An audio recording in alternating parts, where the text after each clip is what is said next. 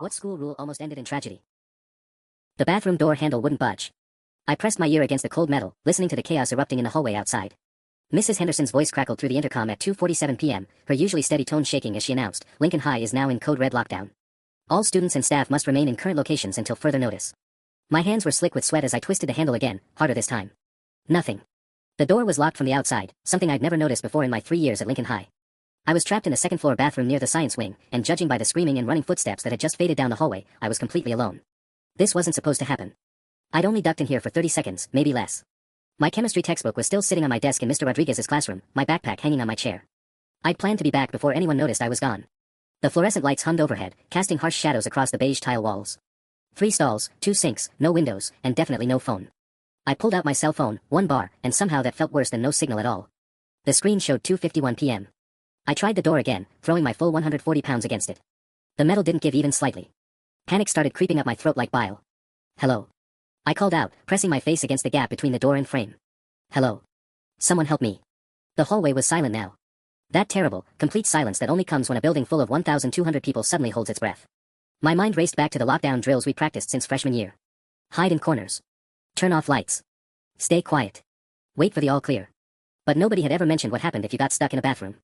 Nobody had explained that these doors automatically locked from the outside during emergencies. I slumped against the far wall, sliding down until I was sitting on the cold floor. The tiles were that industrial speckled pattern designed to hide dirt and scuff marks. I'd never really looked at them before. Funny how you notice weird details when your world narrows down to a 12 by 8 foot box. The clock on my phone read 3:15 p.m. Chemistry class would be over by now. Mr. Rodriguez had probably noticed my empty seat, my abandoned textbook. But would he remember I'd asked to use the restroom? Would anyone think to look for me here? I thought about my mom, Sarah Chen, probably sitting in her office at the insurance company, maybe catching the first news reports on her computer. She'd be trying to call me soon. Dad would leave his construction site the second he heard. They'd both rush to the school, joining the crowd of frantic parents behind police barriers, waiting for word about their kids. They'd never think to tell the police to check the locked bathrooms. My throat was already getting dry, and I realized I hadn't brought my water bottle. It was sitting in my locker, 3 combinations away, 15-22-8. Such a stupid detail to remember right now. The silence stretched on. 3:31 p.m. I had no way out, no way to communicate, and no idea how long this would last. And somewhere in this building, something terrible was happening while I sat helplessly locked away, invisible to everyone who might be looking for survivors. 4:17 p.m. An hour and a half. I tried everything. Screaming until my voice went hoarse. Banging on the door with my fists, then with the metal soap dispenser I'd managed to yank off the wall, leaving a dent in the door but nothing more. I'd even attempted to unscrew the hinges with my house key, but they were on the outside, of course they were. The worst part was the sounds that had filtered through the walls earlier. Sirens. Lots of them. Police cars, ambulances, what sounded like a fire truck. They'd been closest around 3:30, then gradually moved further away. Now I heard nothing but the building's ventilation system cycling on and off every 12 minutes.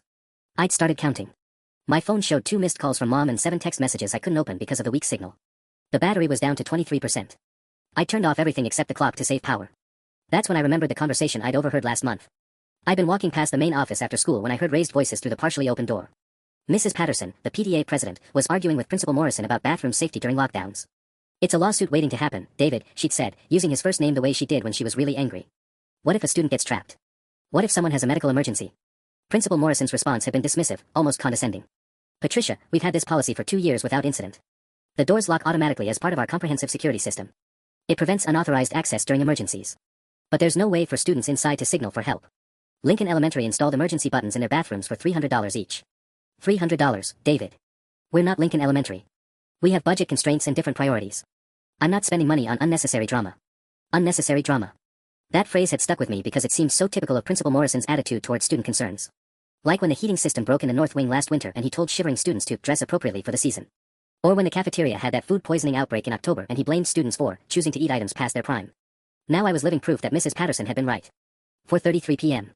The silence was worse than the earlier chaos. At least when there were sirens, I knew people were actively dealing with whatever was happening.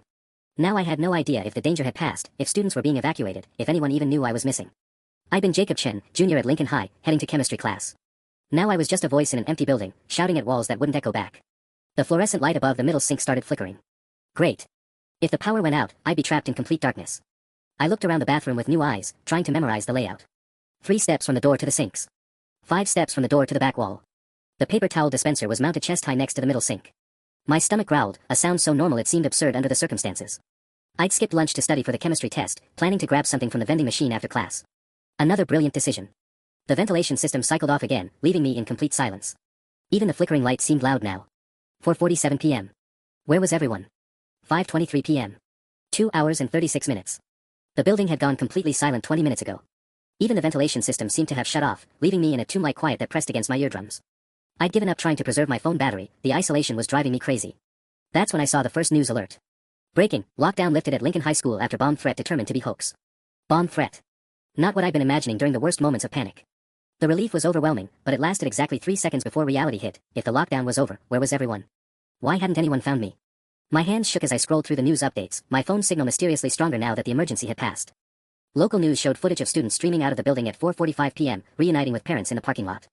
I recognized faces from my classes, kids I sat with at lunch, all of them walking free while I remained trapped. The irony wasn't lost on me. The bathroom locks were supposed to keep me safe during the emergency, but now they were the only thing keeping me in danger. 5:31 p.m. I tried calling 911, but the dispatcher seemed confused by my situation. So you're saying you're still inside the school? But sir, the all clear was given 45 minutes ago.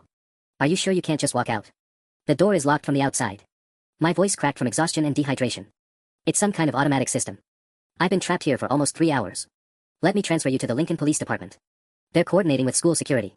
The hold music was a tinny version of Girl from Ipanema. I almost laughed at the absurdity. Officer Martinez finally came on the line, and I had to explain my situation again. He promised to contact Principal Morrison immediately to get someone back to the building. Hang tight, son. We'll have you out of there within the hour. 5:44 p.m. Within the hour turned into another waiting game. I'd started rationing the few drops of water I could coax from the faucet by cupping my hands, but it barely helped.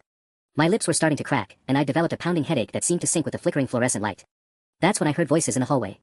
Told you we should have done a full sweep, someone was saying. It sounded like Officer Martinez. Look, we followed standard protocol, Principal Morrison replied, his voice carrying that defensive tone I recognized from school assemblies. Students are supposed to remain in classrooms during lockdowns, not wander around in bathrooms. My blood pressure spiked. Wander around? I'd been using the bathroom for 30 seconds when this whole thing started. The kid's been in there for over 3 hours, David. This was a woman's voice I didn't recognize. 3 hours without water, without knowing if he was safe. Do you understand how traumatic that is? It's an unfortunate situation, but let's not dramatize. Help. I screamed, pounding on the door with both fists. I'm in here. The conversation stopped abruptly. Jacob? Jacob Chin. Principal Morrison called out. Get me out of here. I heard keys jingling, then a mechanical click I'd been dreaming about for hours. The door swung open, and I stumbled into the hallway, squinting in the brighter lights. Principal Morrison stood there with Officer Martinez and a woman in a fire department uniform. Thank God, Officer Martinez said, stepping forward. Are you hurt? Do you need medical attention? I looked at Principal Morrison, who was already checking his watch like I'd inconvenienced his evening dinner plans. Unnecessary drama, I whispered, repeating his words from that overheard conversation. His face went pale. The next few hours blurred together in a haze of medical checks, police reports, and increasingly frustrated phone calls from my parents. The paramedic, a kind woman named Lisa who kept apologizing for things that weren't her fault, confirmed I was dehydrated but otherwise physically okay. Psychologically was another matter entirely. Unnecessary drama. Mom's voice cut through the chaos when she finally arrived at 6:47 p.m. She'd heard me mutter those words to the paramedic when asked how I was feeling. What does that mean? I was sitting in the back of the ambulance, sipping small amounts of water as instructed, watching Principal Morrison pace near the school entrance while talking rapidly into his phone. He kept glancing in my direction with an expression I couldn't quite read, guilt, maybe, or calculation. It's what he said about safety concerns, I told Mom, my voice still hoarse. Last month. Mrs. Patterson wanted emergency buttons in the bathrooms. He called it unnecessary drama. Dad arrived 10 minutes later, still in his work clothes, concrete dust on his boots. I'd never seen him look so shaken. He hugged me carefully, like I might break, then turned toward Principal Morrison with an expression that made Officer Martinez step closer. 4 hours, Dad said, his voice deadly quiet. 4 hours my son was trapped in there while you people went home. Mr. Chen, I understand you're upset, but... Upset. Dad's voice rose. Upset. Do you have any idea what we went through? Sitting outside that building, watching other parents reunite with their kids, wondering if our son was... He couldn't finish the sentence. Principal Morrison straightened his tie, falling back on administrative speak. This was an unprecedented situation.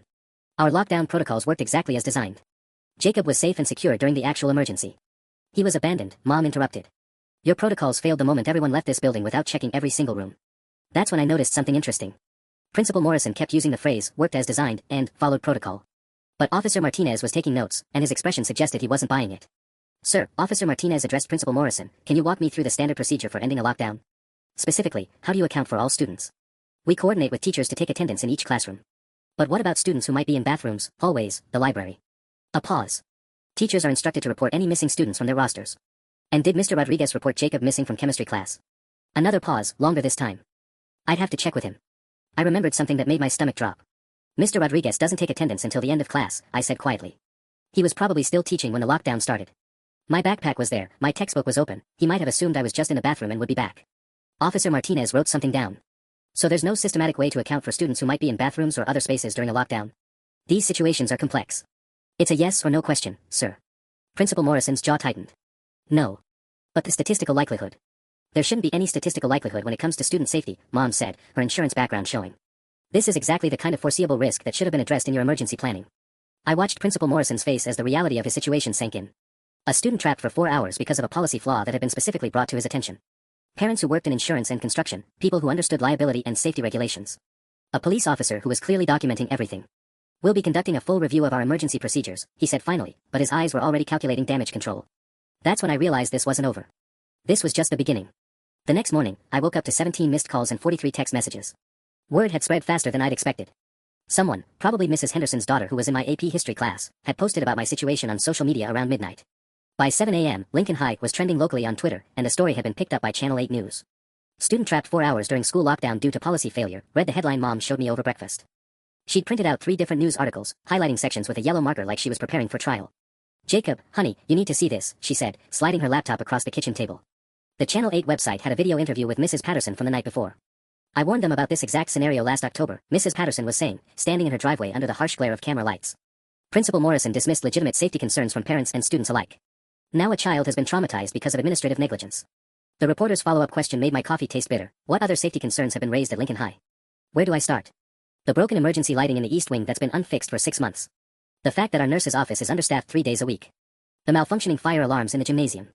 David Morrison runs that school like a cost-cutting business, not an educational institution responsible for children's safety. Dad looked up from his own phone. Your principal's been calling since 6:30 a.m. 5 times. I wasn't surprised. What did surprise me was the text I received at 8:47 a.m. from an unknown number. Jacob, this is Ashley Morrison. I'm really sorry about what happened to you yesterday. Can we talk? There are things you need to know about what my dad is planning. Ashley Morrison. Principal Morrison's daughter, a senior I barely knew except by reputation. Honor roll, student council treasurer, college-bound with early admission to Northwestern. Why was she texting me? I showed the message to Mom, who immediately went into protective mode. You don't have to talk to anyone, sweetheart. Especially not his family. But something about the message intrigued me. Things you need to know about what my dad is planning. That didn't sound like damage control.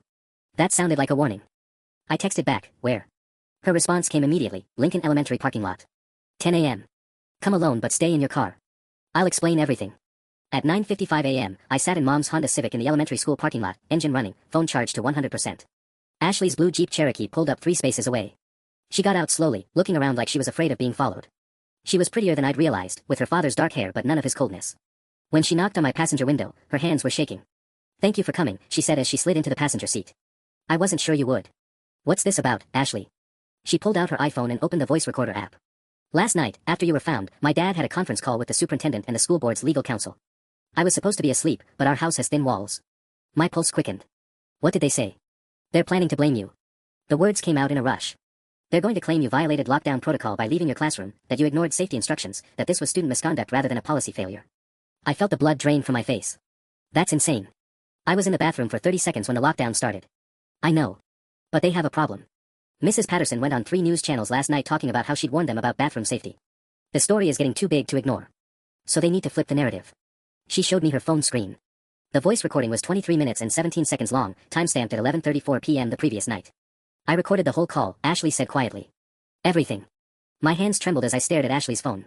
23 minutes of recorded evidence that could either save my reputation or destroy her relationship with her father forever. Why are you doing this? I asked, though part of me was afraid to hear the answer. Ashley was quiet for a long moment, staring through the windshield at Lincoln Elementary's playground where little kids were having recess, completely oblivious to the drama unfolding in the parking lot. Because this isn't the first time, she said finally. And you deserve to know what you're up against. She scrolled to another recording on her phone, this one dated 3 weeks earlier. Remember when sophomore Maria Gonzalez had that allergic reaction during lunch? The one where the school nurse wasn't there because they'd cut her hours. I nodded. Maria had nearly died from anaphylactic shock after eating something that contained nuts. The ambulance had taken 12 minutes to arrive because the substitute secretary couldn't find the EpiPen that was supposed to be in the nurse's office. My dad told the school board that Maria had failed to properly communicate her dietary restrictions to food service staff. He actually recommended they require all students with severe allergies to bring their own emergency medications and waive the school's liability. Jesus, I whispered. It gets worse. Ashley's voice was getting steadier, like she'd been rehearsing this conversation. Last winter when the heating system failed in the North Wing, 3 kids got mild hypothermia during Mrs. Johnson's first period English class. The board wanted to investigate whether the maintenance delays violated safety codes. What did your dad do? Told them the students were inappropriately dressed for seasonal weather conditions and that personal responsibility couldn't be regulated by administrative policy. The families never found out the heating system had been broken for 6 days before the incident, or that Dad had delayed repairs to stay under quarterly budget targets. Each revelation felt like a punch to the gut. I thought about all the times Principal Morrison had dismissed student complaints with that same phrase, personal responsibility. Now I understood it wasn't just administrative speak, it was a deliberate strategy to shift blame away from systemic failures. Ashley, this is huge. These recordings could expose everything. She laughed bitterly. You think I don't know that? You think I haven't been losing sleep over this for months? Her voice cracked slightly. My dad's not a bad person, Jacob. He gets so focused on budgets and test scores and his reputation that he forgets we're talking about actual kids. Real people who could get hurt. I studied her face, trying to understand her motivation. So what changed? Why now? Because yesterday, listening to him on that conference call, I realized he's never going to change. They spent 23 minutes discussing how to destroy a 16-year-old's credibility rather than fixing the policy that almost got you killed. She wiped her eyes with the back of her hand. And because I graduate in 6 weeks. After that, I don't have to live with him anymore. The weight of what she was offering hit me fully. This wasn't just evidence, it was ammunition that could bring down her father's career, expose the school board's negligence, and potentially trigger a federal investigation into Lincoln High's safety violations. What exactly did they say about me on that call? Ashley's finger hovered over the play button. Are you sure you want to hear this? Because once you do, there's no going back. For either of us. I thought about those 4 hours in the bathroom. The fear, the isolation, the certainty that I'd been forgotten. I thought about Principal Morrison checking his watch like my rescue was an inconvenience, and his dismissive comments about unnecessary drama. Play it, I said. The first voice on Ashley's recording was unmistakably Principal Morrison, but stripped of his usual public composure. Need to understand the optics here, David, a woman was saying. I didn't recognize her voice, but Ashley mouthed, Dr. Hendricks, superintendent. The optics are manageable, Principal Morrison replied, his tone sharp. Jacob Chen left his assigned classroom during an emergency. That's a clear violation of lockdown protocol, regardless of the circumstances. My stomach clenched. Ashley paused the recording and looked at me with apologetic eyes. It gets worse. She hit play again. A third voice joined the conversation, older, more authoritative. What's our liability exposure, David? Ashley whispered that this was Thomas Brennan, the school board's legal counsel. Minimal, if we control the narrative properly, Morrison answered. The Chen family doesn't have the resources for prolonged litigation. The father works construction, mother's in basic insurance. They'll accept a settlement if we frame this correctly. Frame this how? Dr. Hendricks asked. Student negligence. Jacob ignored clear safety instructions by leaving his classroom. The bathroom locks functioned exactly as designed, they prevented unauthorized access during a potential threat. The system worked. I felt sick. Ashley squeezed my shoulder as Brennan's voice returned. What about the Patterson woman's media interviews? She's claiming you were warned about bathroom safety issues. Patricia Patterson has been a thorn in my side for 3 years, Morrison said, and I could hear him pacing in the background. She's filed 17 formal complaints since her daughter started at Lincoln. The woman sees liability issues in everything from hallway water fountains to library stepladders. No one takes her seriously. Except now she's on Channel 8, Channel 12, and the morning radio shows, Dr. Hendricks pointed out coldly. Which is exactly why we need to pivot immediately. Jacob Chen violated protocol. Patricia Patterson is a chronic complainer with a vendetta. This was an unfortunate but isolated incident that resulted from student misconduct, not policy failure. Ashley stopped the recording. There's more, but that's the basic strategy. They're going to claim you broke the rules and paint your family as opportunistic. I stared at the elementary school playground, watching kids push each other on swings and climb monkey bars. Normal childhood activities that seemed impossibly distant from the calculated character assassination I just heard. They researched my parents' jobs, I said quietly. They're counting on us not being able to fight back. My dad's good at reading people, Ashley admitted. He knows which families will cause problems and which ones won't. Last year when Jenny Morrison, no relation, broke her wrist on those loose gymnasium bleachers, he settled for $3,000 because her mom was a single parent who couldn't afford to miss work for depositions. A new realization hit me. Ashley, if they're planning to blame me, they're going to investigate everything. My grades, my disciplinary record, any reason to make me look irresponsible. Already happening. My dad called Vice Principal Watson at 6:45 this morning asking for your complete academic file. She pulled up another recording, this one just 3 minutes long. This is from an hour ago. Principal Morrison's voice was crisp and businesslike. Ellen, I need everything on Jacob Chen. Every tardy, every unexcused absence, every teacher complaint. If he's ever been written up for being out of class without permission, I want documentation. David, Vice Principal Watson replied carefully, Jacob's record is actually quite clean. Honor roll last semester, no major disciplinary issues. Are you sure about this approach? I'm sure about protecting this school district from frivolous litigation. Find something, Ellen. Every student has something. The recording ended. Ashley and I sat in silence as the implications sank in. They weren't just planning to blame me, they were actively constructing a false narrative to destroy my credibility. My parents need to hear this, I said finally. Ashley nodded, then hesitated. Jacob, once we do this, once we expose what they're planning, my dad's going to know it came from me. Are you prepared for how ugly this might get? I looked at her, this girl who was risking everything to help someone she barely knew. Are you? She managed a small smile. My Northwestern dorm assignment came yesterday. I'm already packed. 2 hours later, I sat in our living room watching my parents' faces cycle through disbelief, rage, and something that looked like fear as Ashley's recordings played through Mom's laptop speakers. Dad had called in sick to work, something I'd never seen him do for anything short of the flu. They're planning to frame our son, Mom said quietly when the last recording ended. Her insurance training was showing, she'd taken notes throughout, writing down names and timestamps like she was preparing a claim file. This is conspiracy to commit fraud. Ashley shifted uncomfortably on our couch. There's more. My dad scheduled an emergency faculty meeting for this afternoon at 3 p.m. He's instructing teachers to document any behavioral concerns they've had about Jacob this semester. What kind of concerns? Dad asked, his voice dangerously calm. Anything. Being late to class, talking during lectures, not following directions promptly. He wants to establish a pattern of disregard for school authority that would support the theory that you violated lockdown protocol. I felt the walls closing in again, just like in that bathroom. But I haven't done any of those things. My record is clean. Doesn't matter, Ashley said grimly.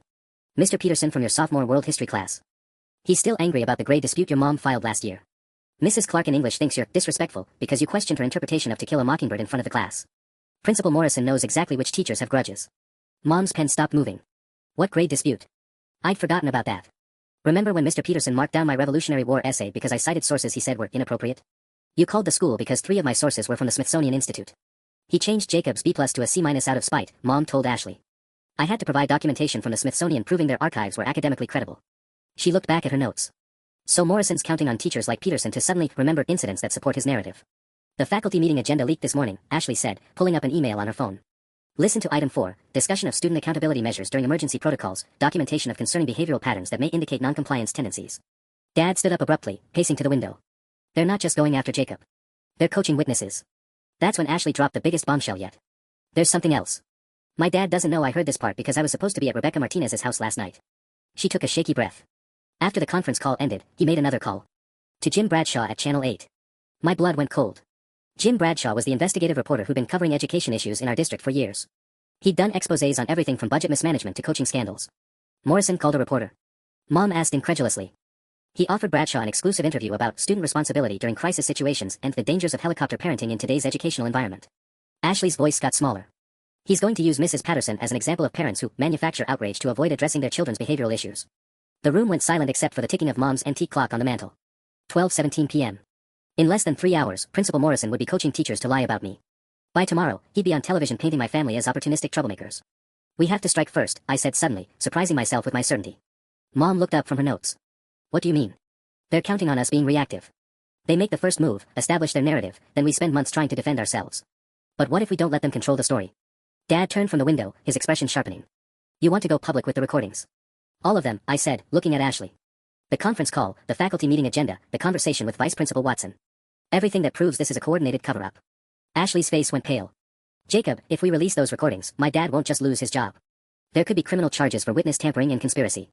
Good, I said, then immediately felt guilty for the harshness in my voice. Ashley, I'm sorry. I know he's your father. She shook her head. No, you're right. What they're planning to do to you is criminal. She wiped her eyes. I just never thought it would come to this. Mom closed her laptop decisively. We need a lawyer. And we need Jim Bradshaw to hear these recordings before Morrison gets to him. That's when my phone rang. The caller ID made my heart skip, Lincoln High School. I stared at my phone screen, watching Lincoln High School flash with each ring. Mom gestured frantically for me to answer while Dad moved closer, clearly planning to listen in. Hello. I said, putting the call on speaker. Jacob, this is Principal Morrison. His voice had that artificial warmth he used during parent conferences. I hope you're feeling better today. I wanted to personally check on you after yesterday's unfortunate incident. Ashley's eyes went wide. She grabbed a napkin from the coffee table and scribbled, recording this too, before pulling out her phone. I'm okay, I managed, trying to keep my voice neutral. I'm so glad to hear that. Listen, Jacob, I know yesterday was traumatic, and I want to make sure we handle this situation appropriately. Would you and your parents be available to come in this afternoon? Say, around 1:30. I'd like to discuss some options that might help put this whole thing behind us. The timing wasn't coincidental. 1:30 p.m. would be 90 minutes before his faculty meeting, giving him time to gauge our response and adjust his strategy accordingly. Mom leaned toward the phone. Principal Morrison, this is Sarah Chen. What kind of options are we discussing? Oh, hello Mrs. Chen. Nothing formal, just some support services for Jacob. Counseling resources, perhaps some academic accommodations if he's struggling with anxiety about returning to school. We want to make sure he feels safe and supported. I almost laughed at the irony. The same man who'd spent 23 minutes last night planning to destroy my reputation was now offering counseling services. That's very thoughtful, Mom said carefully, but Jacob seems to be handling things well. We're actually more concerned about the policy issues that led to this situation. A pause. When Morrison spoke again, his tone had shifted slightly. Of course, we'll be reviewing our emergency procedures as part of our standard post-incident analysis. But I think it's important we focus on Jacob's well-being first. These situations can be complicated when they receive media attention. There it was. The implicit threat wrapped in concern for my welfare. Dad stepped closer to the phone. Complicated how, exactly? Well, Mr. Chen, sometimes these stories get sensationalized in ways that don't reflect the full picture. Details get misreported, context gets lost. It can be harmful for everyone involved, especially the student at the center of it all. Ashley was frantically typing notes on her phone, capturing every carefully chosen word.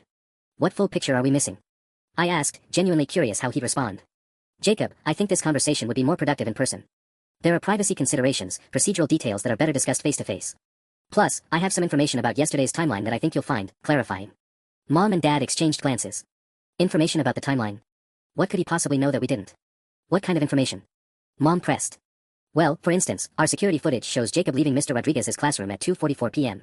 The lockdown announcement came at 2:47 p.m. That's a 3-minute window where protocols were already in effect, but some students were still moving through the hallways. My stomach dropped. He was already twisting the timeline, making it sound like I'd been wandering around during an active lockdown instead of using the bathroom for 30 seconds before the announcement. The lockdown announcement was the first indication anyone had of a problem, Dad said firmly. Jacob couldn't have known about protocols that hadn't been announced yet. Of course, of course. That's exactly the kind of detail we need to clarify together. These nuances matter when we're dealing with insurance reports and, well, let's just say external inquiries. External inquiries. He knew about the police report, probably the media interest too. We'll have to get back to you about the meeting, Mom said. Jacob has a medical follow-up appointment this afternoon. It wasn't true, but it bought us time. Certainly. But Mrs. Chen, I do hope we can resolve this quickly and quietly. For Jacob's sake. Once these situations become public, they take on a life of their own. Students can become unfairly labeled, college applications can be affected. I'd hate to see Jacob's bright future complicated by misunderstandings about yesterday's events. The threat was crystal clear now. Play along with his version of events, or watch him destroy my academic reputation and college prospects. We understand your concern, Mom said evenly. We'll be in touch. Excellent. Oh, and Jacob. Try not to worry about any of this. Sometimes these things work out better than anyone expects. The line went dead.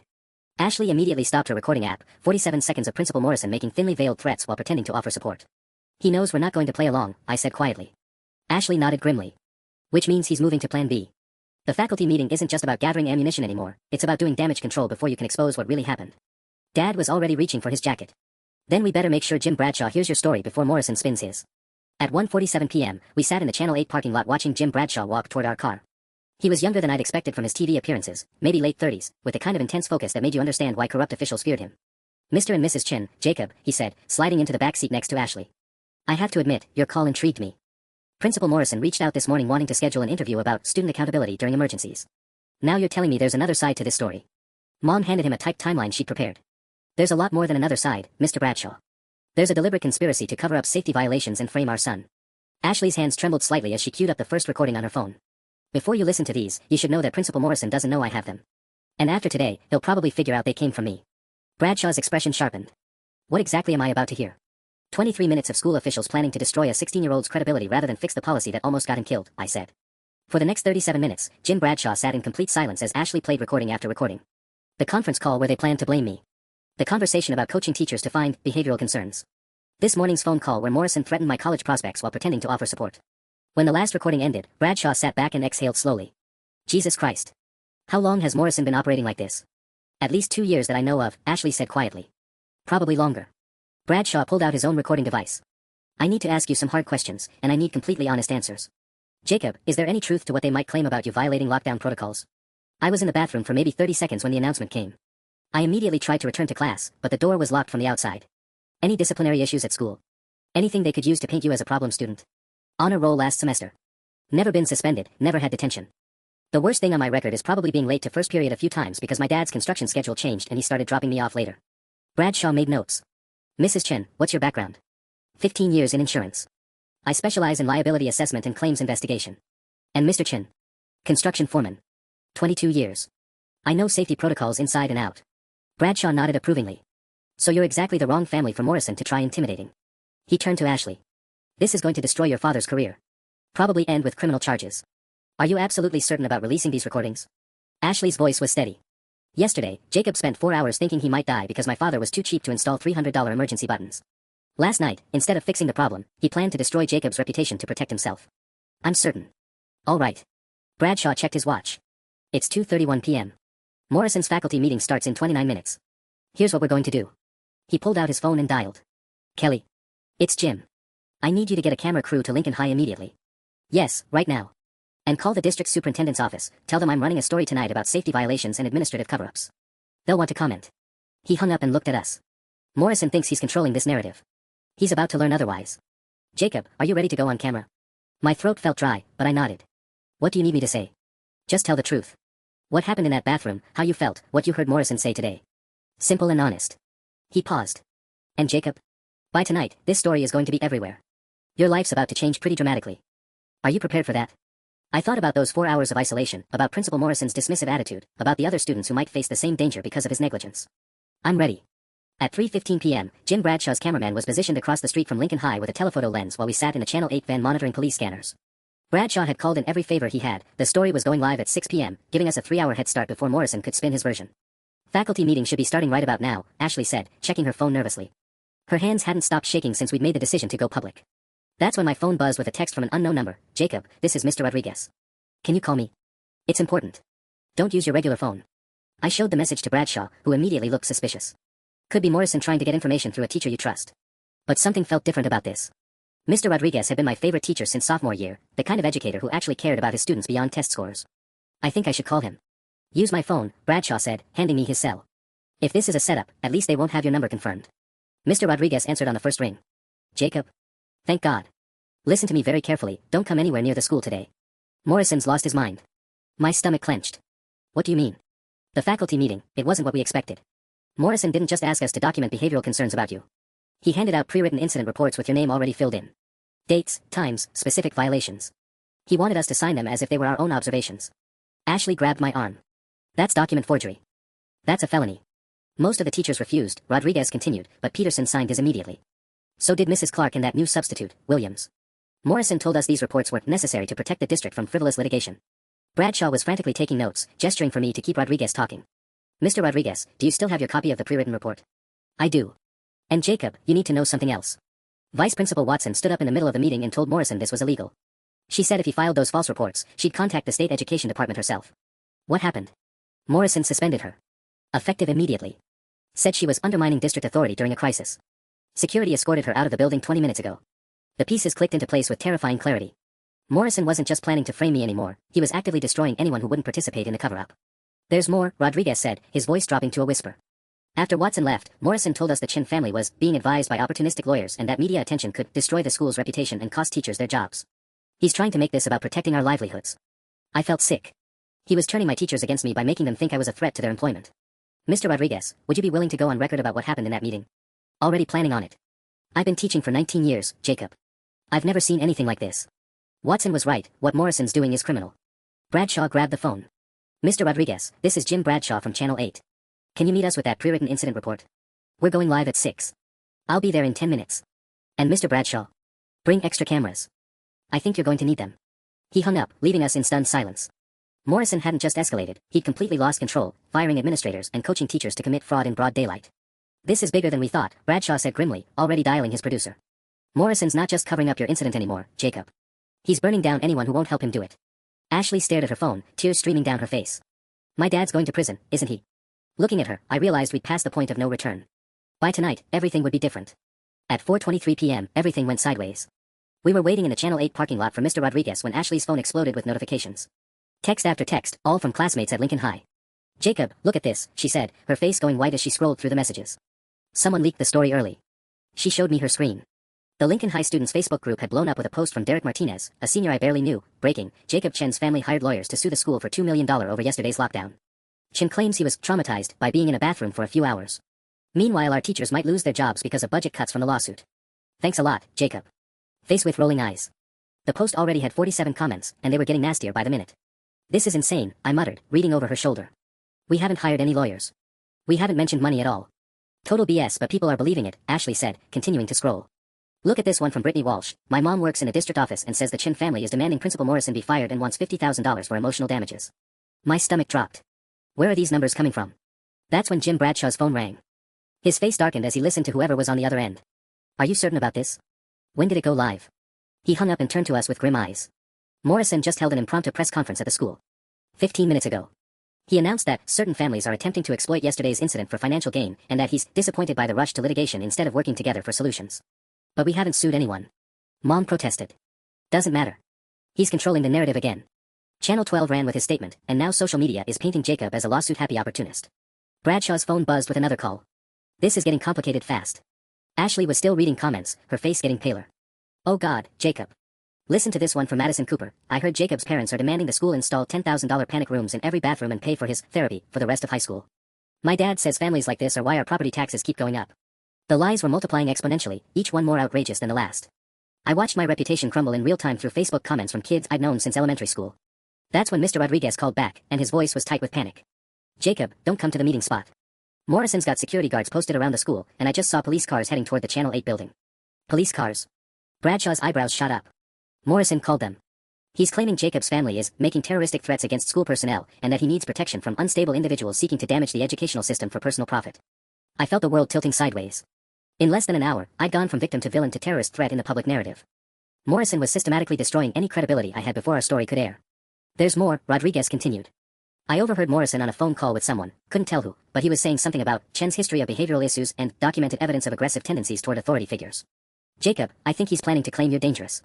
Ashley grabbed my hand, squeezing tight. He's not just framing you anymore, she whispered. He's making you disappear completely. Bradshaw was already starting the van. We need to get you somewhere safe while we figure out our next move. Morrison's not playing defense anymore, he's gone full offense, and he's better at this than we anticipated. As we pulled out of the parking lot, I saw the police cars Rodriguez had mentioned turning toward the Channel 8 building in my side mirror. Morrison had just declared war. At 5:17 p.m., everything changed again when Ashley's phone rang with a call that made her face go completely white. It's my mom, she whispered, staring at the caller ID. We were parked behind a McDonald's 3 miles from school, trying to regroup while Bradshaw worked his contacts to counter Morrison's media blitz. Don't answer it, I said immediately. If your dad told her about the recordings. I have to, Ashley said, her finger hovering over the accept button. If I don't, she'll think something's wrong. She put it on speaker and answered. Hi, Mom. Ashley Marie Morrison, you need to come home right now. Her mother's voice was ice cold, using the full name that meant serious trouble. Your father knows what you've done. My heart stopped. Beside me, Bradshaw leaned closer to listen. What do you mean? Ashley asked, trying to sound innocent. Don't play games with me. The police traced the leak back to our home IP address. Your father found the recording apps on your phone's cloud backup. How could you do this to our family? Ashley's hand started shaking again. Mom, you don't understand what Dad's been. I understand that you betrayed your own father to help some boy you barely know destroy his career. Do you have any idea what this will do to us? To your college plans? Northwestern doesn't give full scholarships to children of disgraced principals. The cruelty of that last line hit Ashley like a physical blow. She closed her eyes, tears streaming down her cheeks. Mrs. Morrison, Bradshaw interjected, this is Jim Bradshaw from Channel 8. Your daughter is trying to prevent other students from being endangered by failed safety policies. Mr. Bradshaw, my daughter is 17 years old and has been manipulated into participating in a smear campaign against dedicated educators. If you have any decency, you'll stop using a child to advance your career. I watched Ashley crumble as her mother's words sank in. This wasn't just about her dad anymore, her entire family was turning against her. Ashley, come home now and we can fix this, Mrs. Morrison continued, her voice softening with practiced manipulation. Your father's lawyer says if you recant the recordings and explain how you were coerced, the district might not press charges for theft of confidential communications. Charges? Ashley's voice cracked. Honey, what you did was illegal. Recording private conversations without consent, stealing administrative documents, violating your father's professional confidentiality. But if you cooperate, if you tell the truth about how the Chen family pressured you. Nobody pressured me. Ashley shouted, finding her voice again. Dad was planning to frame Jacob for something that wasn't his fault. Your father was doing his job, protecting the school district from frivolous litigation. Something you'll understand when you're older and see how the real world works. That's when my phone buzzed with a text that made my blood run cold. It was from Derek Martinez, the same kid who'd started the Facebook rumors. Dude, check the Lincoln High website. You're famous. I pulled up the school's homepage on my phone, and there it was, a official statement posted at 5:12 p.m. with my school photo prominently displayed. Statement regarding recent media reports. Lincoln High School wishes to clarify recent misinformation regarding yesterday's lockdown incident. While we respect all families' concerns, we cannot allow false narratives to damage our educational community. Student Jacob Chen violated established safety protocols during an emergency situation. The Chen family's subsequent demands for monetary compensation and administrative changes are inappropriate and potentially harmful to our students' learning environment. We encourage our community to focus on facts rather than sensationalized media coverage designed to promote litigation. Below the statement was a timeline, completely fabricated, showing me leaving class at 2:44 p.m. and failing to return to designated safety areas until 6:15 p.m. They'd made it look like I'd been wandering the halls for over 3 hours instead of trapped in a locked bathroom.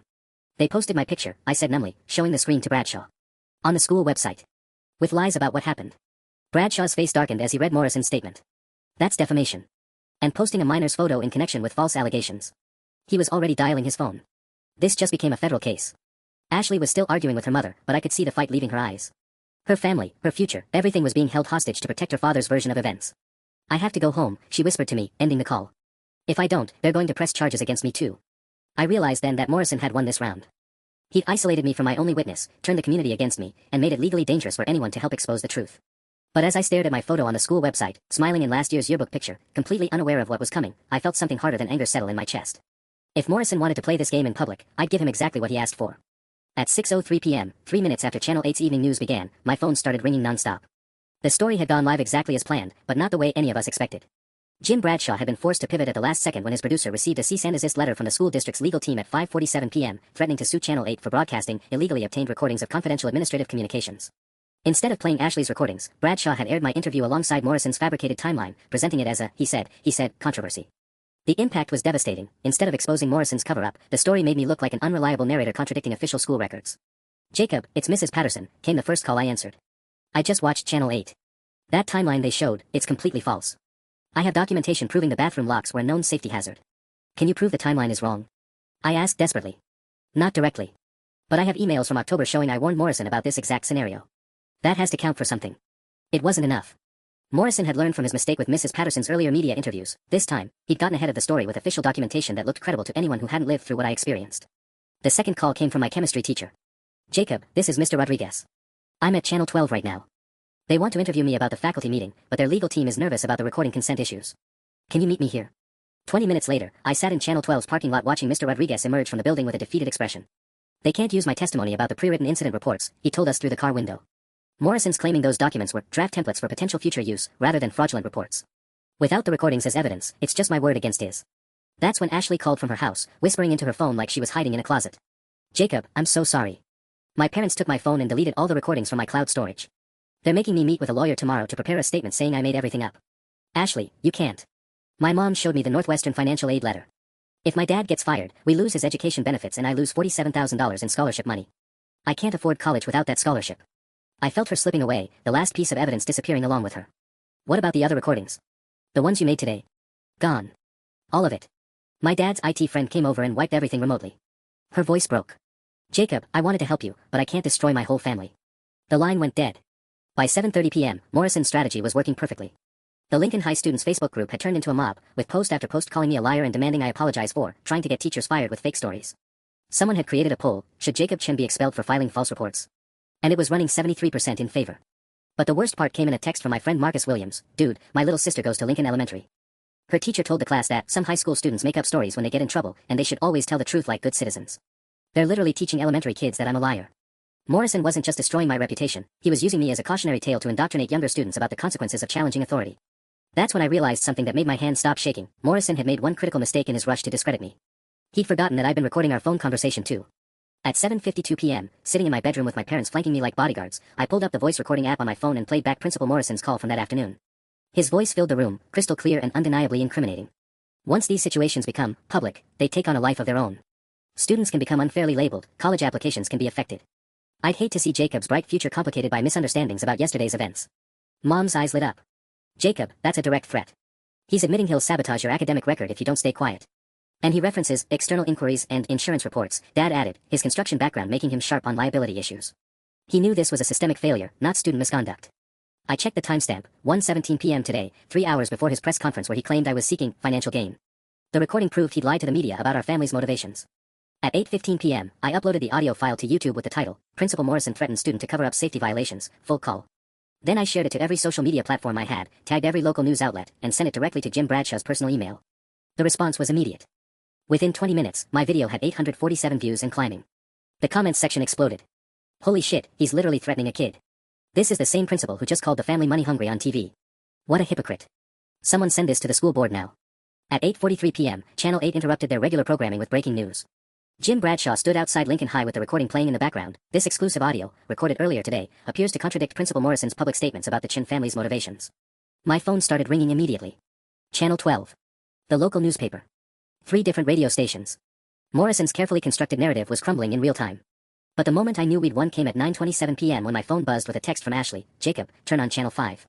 Now." I switched channels to see Vice Principal Ellen Watson standing at a podium outside the district office, flanked by 2 other Lincoln High teachers I recognized. "Earlier today, I was suspended for refusing to participate in what I can only describe as an attempt to frame a student for administrative failures," Watson said, her voice steady and professional. "After hearing Mr. Chen's recorded conversation with Principal Morrison, I feel compelled to speak publicly about what I witnessed in today's faculty meeting." She held up a manila folder. "These are the pre-written incident reports that Principal Morrison asked teachers to sign as if they were our own observations of Jacob Chen's behavior. The dates and violations were already filled in. When I refused to participate in document fraud, I was immediately suspended." The camera zoomed in on the reports, showing my name printed at the top of forms dated weeks before yesterday's incident even occurred. Furthermore, Watson continued, I have emails dating back 6 months documenting my requests for emergency communication devices in school bathrooms. Principal Morrison repeatedly denied these requests, stating that safety concerns were unnecessary drama from overly anxious staff members. By 10:15 p.m., #Lincoln High Coverup was trending statewide. The video of Morrison's threats had reached 23,000 views. Channel 12 ran Watson's press conference as their lead story, followed by my audio recording. At 11:04 p.m., the school district's emergency board meeting was called for 7 a.m. the next morning. At 11:31 p.m., Principal David Morrison resigned via email, effective immediately. The final text came at 11:58 p.m. from Ashley, my dad's packing his office. Mom's crying but she hugged me and said I was brave. Northwestern called, my scholarship is safe. Thank you for not giving up. 3 months later, Lincoln High installed emergency communication buttons in every bathroom at a cost of $4,200, exactly 14 times what it would have cost when Mrs. Patterson first suggested it. But more importantly, no student would ever spend 4 hours trapped and forgotten again. Sometimes the most dangerous school rule is the one that prioritizes image over safety. And sometimes, the only way to change it is to refuse to let them make you disappear.